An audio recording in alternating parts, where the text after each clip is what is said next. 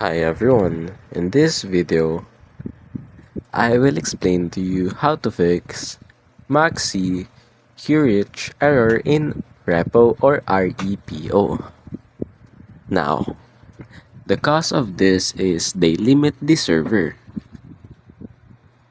Simply because some guys overloaded the servers by bypassing an error and online fix staff got angry.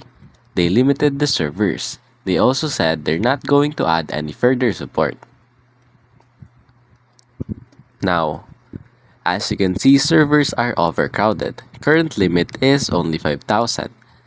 Online Fix will do something about it soon enough after the official first update of the repo.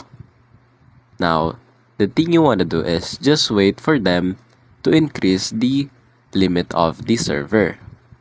And that's basically it.